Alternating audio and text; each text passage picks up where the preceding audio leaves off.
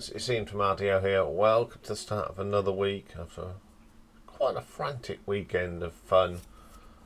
It was lovely to meet up with everybody on Saturday up in Leeds. We had a stonking day and we brought some records, of course.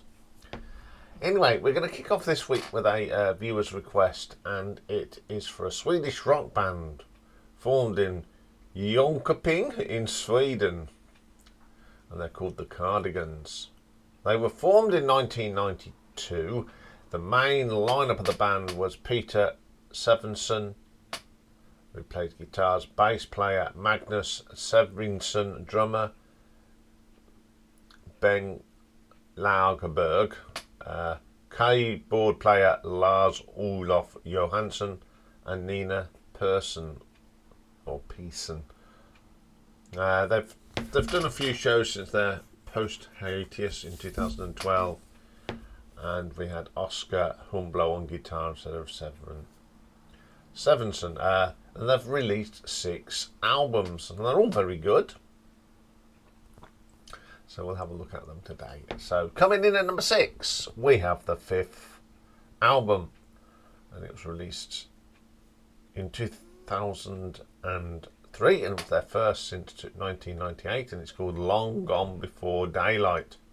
Peter Severinsson on guitars and vocals, Magnus Severinsson on bass, Bengt Lagerberg on drums, Lars Olof Johansson on keyboards, and Nina Persson on lead vocals, and we got Ebbot Lundberger's guest vocal on Live and Learn. The first track on this one is called Communication. The first thing you notice, it's a long time since Nina sang on a record, and it still sounds as good. It's a really nice track. You're the Storm is next. It's a bit of sounds more like a sea shanty than a pop song, but it's really good. A good horse, some excellent riffs here from Peter, another excellent track off that is. And then You Kissed Me, great vocal from Nina, lovely song, like that one. Couldn't Care Less. It's got some nice guitar on here, the drumming sounds very good, it's a really good track. Please Sister, my favourite track on here. I love the piano and the keyboards, really mix well together, really good. Then we've got For What It's Worth. The bass line on this is terrific. I'll always like a good bass line, and it's a strong song. Lead Me Into the Night, not one of my favourite tracks, but it has got another nice vocal from Nina and a nice bit of piano work as well. Live and Learn, second favourite track on here. It's excellent. You've got the additional vocals on here as well from Ebbot Lundberg. Pretty good. Excellent track. Feathers and Down, very gentle. It's got a lovely vocal from Nina on that one. And then the last track, No Sleep, it's got that last track on the album, Syndrome. It's probably the weakest track on here. It's just a little lackluster. It's a pretty decent album. As I said, they have never really put out a bad album. I don't know if they were just going through the motions or so. I don't know. Although this was their first album for a little while, it didn't have the same energy, but it's still got some good tracks on it. So I shall give this one an RTO ranking, a 6 out of 10. Okay, coming in at number 5 is the 6th and final album, Super Extra Gravity, released in 2005. It's Peter Magnus Beng. No, it's spelt B-E-G-T, so it might be a silent T, I'm not sure. I think it is. Lars and Nina. The first track on here is Losing a Friend. I love the drumming on here from Beng. It's really different, and we got some lovely keyboard work from Lars Olof. Excellent. Godspell, love this. Peter's guitar work is really good. Fine guitar player, and that's a great track. Drip Drop, we've got Drip Drop Teardrop. My favourite track on here is one of the shortest tracks on the album, but it's certainly one of the best. It's got a lovely melody to it, and I really like that track. Then we have Overload. Melodic again, it's got some nice keyboards, it's a fabulous little track. I Need Some Fine Wine and You Need Some to Be Nicer. Solid track. Lovely vocals all the way through. Then we got Don't Blame Your Daughter, and in brackets, Diamonds. It's almost a country song. It's got that sort of tone to it. It's really good. Then we have Little Black Cloud. It's a nice little track with some nice guitar effects on it. Excellent track. In the Round. I love the bass line here from Magnus. Absolutely terrific. Really gets the track going.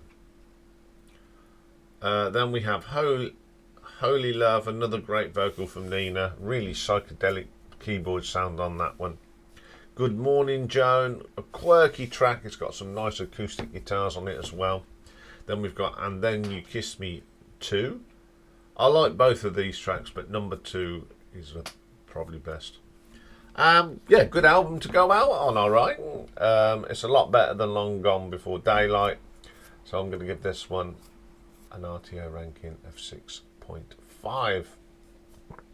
Okay, coming in at number 4, we've got a third album from 1996, and it's called First Band on the Moon. Lars, Beng, Nina, Magnus and Peter. First track, Your New Cuckoo. I love the start of this. You get a little bit of a cuckoo call, then a great bass line from Magnus, and it's very sort of poppy, this one, but it's got such a hook. Bean It, one of my favourite tracks on here. I love the drumming again from Beng. The guitar work from Peter is outstanding as well. Then we got Heartbreaker. Not a big fan of this. It's a little bit disjointed. It seems like it's two ideas just stuck together. Then we get Happy Meal 2. I love Nina's vocal on this. It's a quirky little tune. It's a very good song. Never Recover. Now this has got a real 60s vibe to it. I do like this track. Just need to reposition myself while it's better. Sorry. It's got some interesting pieces on it. Step on Me. It's Peter's guitar work. It's good. Love Fool, my favourite track on here. I remember the first time I heard this, I thought, oh, it's got a real jazzy feel to it, and it's a fine vocal from Nina. Losers. I love Lars's keyboards on this. Really good. Some nice cymbal touches by Beng as well. And then they do a cover of Black Sabbath's Iron Man. It's the most bizarre version of it, but it's good. It's a little bit different. I'll put it in the playlist so you can listen to it, because it is really good. Does sound nothing like Black Sabbath's, but it's so catchy. And then we've got the Great Divide. The keyboards on this are really gentle. I really like that track. And the last track is called Choke. And this sounds something at the beginning like if it should be on a Van der Graaf Generator album. It's very psychedelic. It's got some lovely piano in it. It's an excellent track to end the album. Yeah, this is that sort of breakthrough album on the international arena for them. It's got some really good tracks, and I do love that version of Iron Man, so I'm going to give it an RTO ranking of 6.6. Okay, coming in at number 3 is the debut album from 1994, Emmerdale. Naming an album after a British soap opera. And it came out in 1994, so it's Lars, Beng, Nina and Magnus. Peter doing the guitars, of course. Sick and Tired, great track. It's got a little bit of, it's got that sort of Jethro Tull sound. Instead of being a flute, it's done on recorders. It really works well. Good track. Then we get Black Letter Day. The drumming on this is amazing from Beng. It's got a little bit of brushes on it. It's got such a groove to it. I really like that. In the Afternoon. This is so relaxing. It's a real chill out track. and it's got a recorder on it again. And who would have thought? I mean, recorder to me is something that dreads the members of band recorders at school, but it's on a rock album. Pretty cool. Then we got Over the Water. The recorder's being used again. I love it. So great delivery, vocal delivery from Nina as well. Excellent track. After All. We've got a nice gentle piano track here. One of my favourites on the album. Excellent track. Then we get Cloudy Sky. Quirky, simple drumming. Some nice keyboard bits and guitar.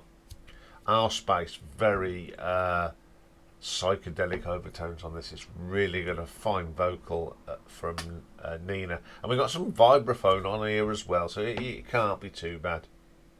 Rise and Shine. One of the more commercial pop songs. It's pretty good. And then Celia Inside. Got some bit of horns on this and some nice keyboards as well. And yet they do another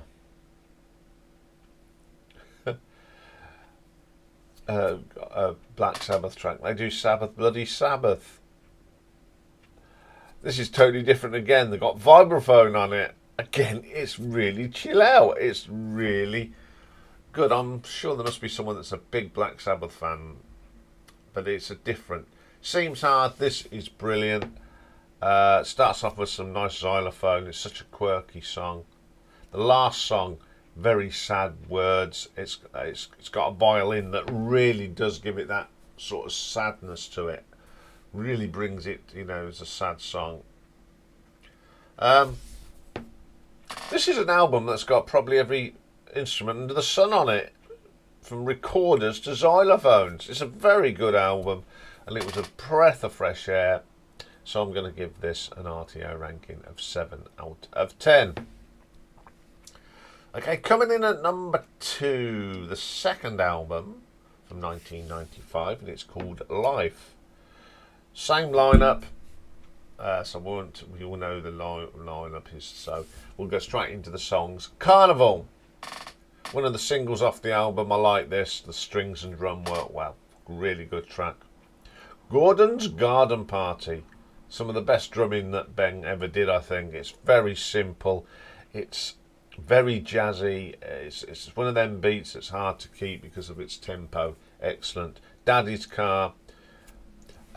It's sort of a sort of thing you'd expect Madness to do. It's got that fun thing. It's got some great bass line and lead guitars. Pike Bubbles. It's very what should have been in an American sitcom in the 70s. It's a very quirky tune. I really like that one. Tomorrow. Again, they like to experiment with different instruments. We've got horns, drums, vibraphones. Really good.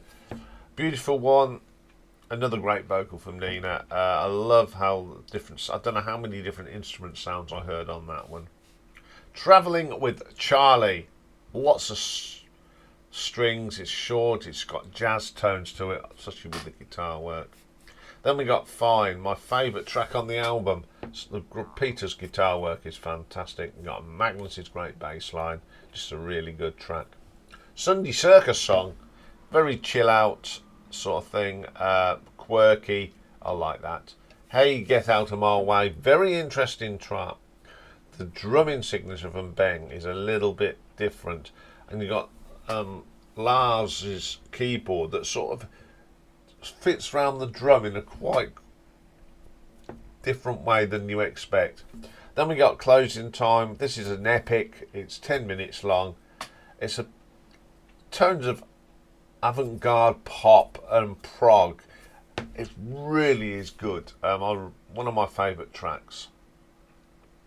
And it was a great one to end the album.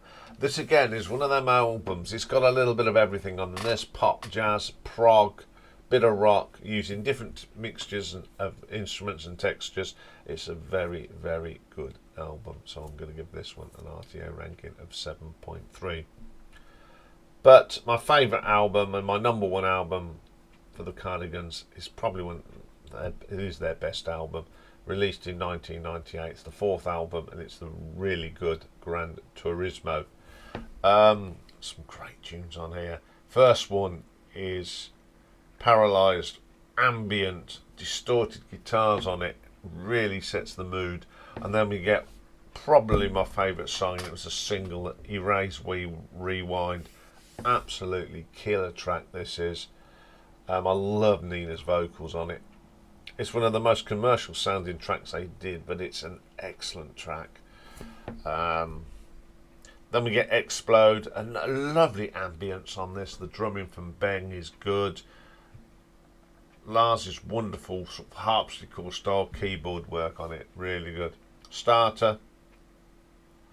This is very similar to Erase We Rewind, that sort of ambience. Some really good riffs on here from Peter. Hanging Around, one of my favourite tracks by the band. The riffs are brilliant, some great drumming from Ben. Really good track. Higher, back to that ambience, relaxing. The percussion on this is super. I really like that. Marvel Hill, again, Ben's wonderful drumming. You don't expect this. It's got a real groovy bass line from Magnus. Terrific track. My Favourite Grime, another big hit. Remember seeing this on, on Top of the Pops. Brilliant track. Great little catchy riff on that one. Do You Believe? I love the guitar, that synthy guitar sound on it.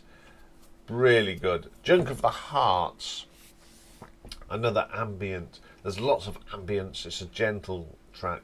And then we get a little instrument called Nil, and it's basically some keyboard work from Lars. It's a bit of a virtuoso, but it's really nice. Yeah, for once I've gone with the album that everyone likes. Doesn't happen very often, but it is their biggest selling album. But rightly so. It's a very, very good album, and it's got some of their best work on this album. So I'm going to give this an RTO ranking of 7.5. So there we go. There's a little bit of a Swedish rock band, with a band that like to use different instruments. So yeah, I've really enjoyed doing this one and listening to these again. Okay, coming up next, it's Perfect Side, and we're going to have a bit of Southern rock today. We're going to have a look at the second album from Lynyrd Skynyrd's Second Helping. So join me for that. Bye for now.